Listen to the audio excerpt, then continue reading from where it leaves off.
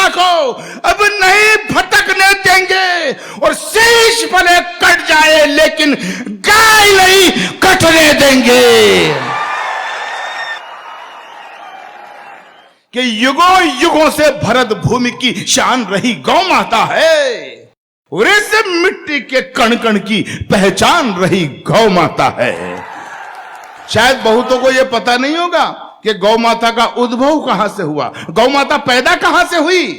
अब्दुल गफ्फार बताता है, एक बार पौराणिक संदर्भ बताते हैं कि एक समुद्र में राक्षसों ने देवताओं ने समुद्र मंथन किया।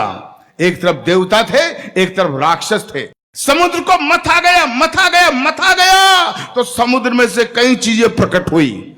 14 रत्न मणिमाणक मुक्ता प्रकट हुए। इंद्र का वाहन ऐरावत हाथी निकला, माता लक्ष्मी निकली, और एक वक्त वो आया अमृत का कुंड निकला। लेकिन एक वक्त वो आया जब समुद्र में से अचानक 5 गौ माताएं प्रकट हुई, 5 जिनके नाम थे नंदा, सुभद्रा, सुरभि, सुशीला और बहुला। 5 गौ माताएं जब समुद्र से निकली तो शर्त यह थी कि आधा आधा बांट लेंगे। राक्षसों ने देखा, यार ये आइटम क्या आ गया, ये सींगों वाला आइटम है क्या। राक्षसों ने कहा कि हम इसको नहीं लेंगे। देवताओं ने कहा कि हमें तो जरूरत नहीं, हम तो देवता हैं। तो मित्रों, मेरे ज्ञान को फिर समर्थन देना, अध्ययन को फिर समर्थन देना। उस वक्त धरती पर 5 महामुनियों ऋषियों के आश्रम हुआ करते थे। ऋषि जमदग्नि, भरद्वाज, वशिष्ठ, गौतम और असित। तो एक एक गाय एक एक आश्रम को दे दी गई, जो कामधेनु बनकर जगत का कल्याण कर रही है। उसी गौ माता को जब कटते हुए देखता हूं तो यह पीड़ा अब्दुल गफ्फार को होती है कि युगों युगों से भरत भूमि की शान रही गौ माता है, और इस मिट्टी के कण कण की पहचान रही गौ माता है। गौ माता है जिसका अमृत पी के खुद को खड़ा किया, और गौ माता है जिसने हमको पाल पोस कर बड़ा किया। अच्छा, मुझे लोग कहते हैं कि यार आप मुसलमान हैं। मैं कि बेशक। तो यार मुसलमान होकर आप गाय को माता क्यों कहते हो। मैंने कहा यार प्रश्न तो तूने ठीक किया, लेकिन जवाब भी ठीक ही होगा। जब वो मुझसे पूछा गया कि आप गाय को माता क्यों कहते हो, तो मैंने कहा हम किसान के पुत्र हैं। जब मैं 3 बरस का बच्चा था, छोटा, मेरी माँ गाय का चारा पानी करके, नहला धुलाकर, मालिश वगैरह करके जब गौ माता का दूध निकालती थी, और गौ माता का दूध जब मेरी माँ मुझे पिलाती थी, तो मुझे दूध देते वक्त गौ माता ये नहीं देखती थी कि ये बच्चा हिंदू का है या मुसलमान का है। जब समान भाव से गौ माता मुझे दूध देती थी और मुझे कहते हुए ये फक्र होता है, उसी गौ माता का दूध जब मैंने पिया, मैं 56 किलो वजन में यूनिवर्सिटी में LLB करने गया, तो मित्रों आपको जानकर ये खुशी होगी, उसी गौ माता के दूध की वजह से मैं पूरे राजस्थान में कुश्ती का चैंपियन रहा हूं। यह मुझे फक्र है। युगों युगों से भरत भूमि की शान रही गौ माता है, इस मिट्टी के कण कण की पहचान रही गौ माता है। गौ माता है जिसका अमृत पी के खुद को खड़ा किया। गौ माता है जिसने हमको पाल पोष कर बड़ा किया। गौ माता है जिसकी चर्चा त्रिभुवन में पर्याप्त हुई। गौ माता है जो समुद्र मंथन से हमको प्राप्त हुई। गौ माता है जिसके निस्दिन गुरु वशिष्ठ गुण गाते थे, कृष्ण कन्हैया नटवर नागर जिसका यश दोहराते थे। हम ऐसी गौ माता को अब मुझे ताकत देना, मेरे संकल्प को। हम ऐसी गौ माता को अब नहीं भटकने देंगे, और शीश भले कट जाए लेकिन गाय नहीं कटने देंगे। अरे भाई इतना हल्ला, मजा आ गया।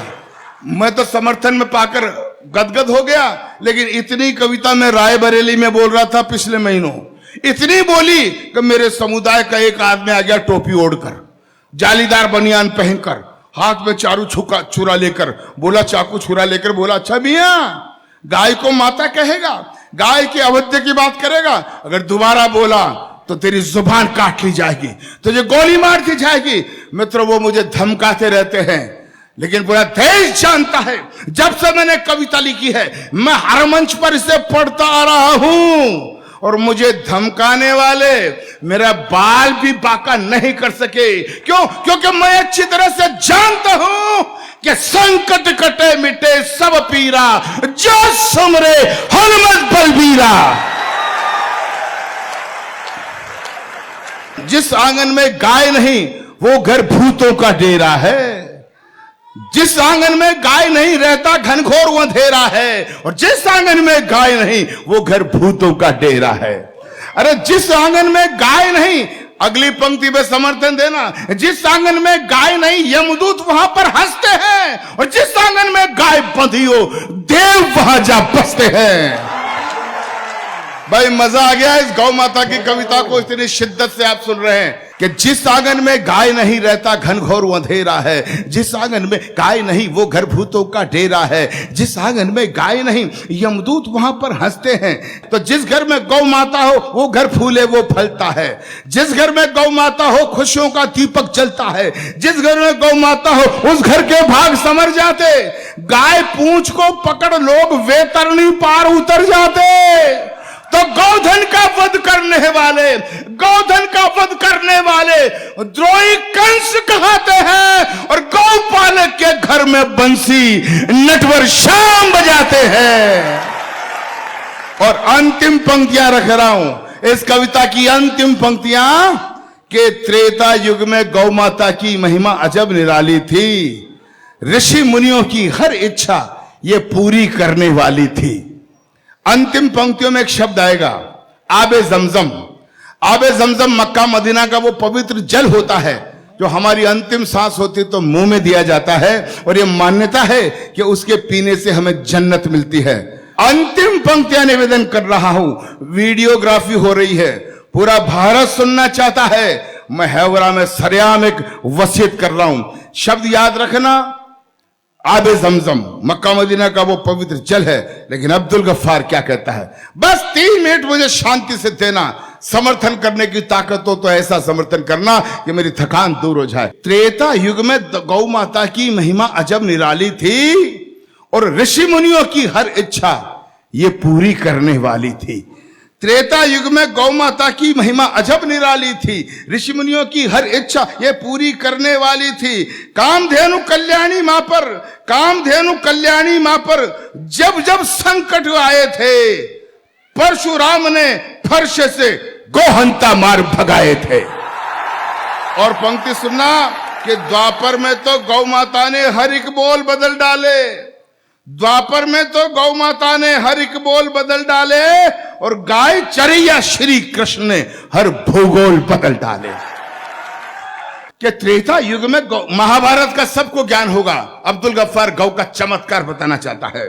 त्रेता युग में गौ माता की महिमा अजब निराली थी, ऋषि मुनियों की हर इच्छा ये पूरी करने वाली थी। कामधेनु कल्याणी मां पर जब जब संकट आए थे, परशुराम ने फरसे से गोहंता मार भगाए थे। द्वापर में तो गौ माता ने, उठाना समर्थन, द्वापर में तो गौ माता ने हर एक बोल बदल डाले, और गाय चरैया श्री कृष्ण ने हर भूगोल बदल डाले। और महाभारत को देखना, कुछ उदाहरण सुनना। द्वापर में तो गौ माता ने हर एक बोल बदल डाले, गाय चरैया श्री कृष्ण ने हर भूगोल बदल डाले। द्रोण गुरु ने द्रुपद राज की सीमा नहीं छलांगी थी, अश्वत्थामा पोषण हित बस एक गाय ही मांगी थी। महाभारत का ज्ञान आप सबको होगा, थोड़ा बहुत मैंने भी पढ़ा है, समर्थन चाहता हूं कि द्रोण गुरु ने द्रुपद राज की सीमा नहीं छलांगी थी, अश्वत्थामा पोषण हित बस एक गाय ही मांगी थी। गौ का पी के दूध भीम ने हाथी गगन उछाले थे, धर्मराज ने यक्षराज के प्रश्न सरल कर डाले थे। गौ माता का दूध पिया तो महाबली बलराम हुए, गौ माता का दूध पिया तो नाथ त्रिलोकी श्याम हुए, गौ माता का दूध पिया तो माधव मन मुस्काया था, केवल एक अंगुल के ऊपर पर्वत भार उठाया था। तो गौ माता का दूध पिया तो। अब नई पंक्तियों पे जोशीला समर्थन चाहता हूं।